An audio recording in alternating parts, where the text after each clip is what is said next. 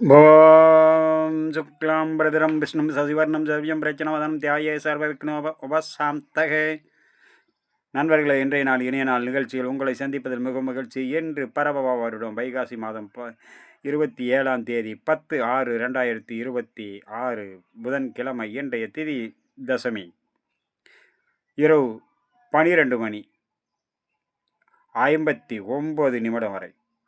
பிறகு ஏகாதசி. இன்றைய நட்சத்திரம் உத்திரட்டாதி. காலை 9:25 வரை. பிறகு ரேவதி. இன்றைய யோகம் ஆயுஷ்மான். பிறகு சௌமியம். கரணம் வனிசை.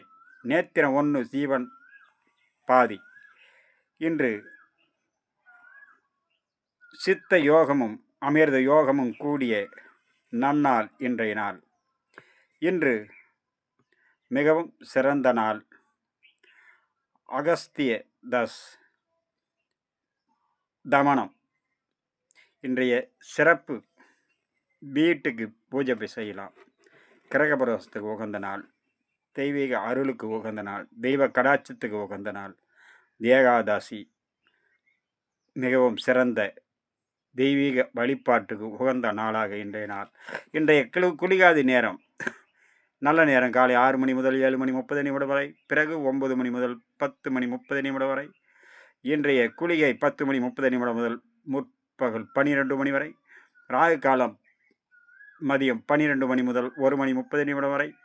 யமகண்டம் காலை 7:30 முதல் 9 மணி வரை. வாரசூலை வடக்கு வடகிழக்கு. பரிகாரம் பால். காலை மதியம் 12:24 வரை வாரசூலை உள்ளது. நண்பர்களை இன்றைய ராசி பலனும் நட்சத்திர பலனும்.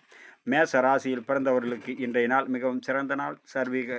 தெய்வீக அருளும் தெய்வ கடாட்சமும் நிறைந்த நாள். சர்வ சங்கட்டங்களும் விலகும். சர்வ காரியத்தில் வெற்றி கிடைக்கும். மேச ராசியில் பிறந்தவர்களுக்கு அனைத்து விதத்திலும் நன்மைகள் வரும். செய்யும் வேலையில் மட்டும் சற்று கவனத்தோடு இருங்கள். மற்றபடி அனைத்து விதத்திலும் நன்மைகள் வந்து சேரும். எந்த பணி செய்தாலும் முழு கவனம் வேண்டும். சிறிய சிறிய தவறுதலால் உங்களுடைய நன்மதிப்பு குறைக்கக்கூடும். அதனால் செய்யும் வேலையில் முழு கவனத்தோடு செயல்படுங்கள். அனைத்து விதத்திலும் நன்மைகள் வந்து சேரும்.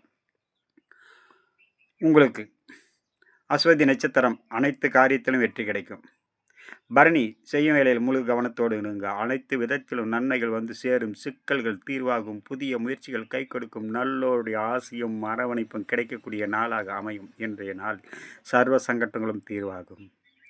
கிருத்திகை செய்யும் வேளையில் முழு கவனத்தோடு செயல்படுங்கள். மிகவும் சிறந்த நாள். சர்வ காரிய வெற்றி. சர்வ எண்ணங்கள் ஈடேறும். சிறிய தவறுதல் கூட ஏற்படாமல் பார்த்து கொள்ளுங்கள். வணக்கம்.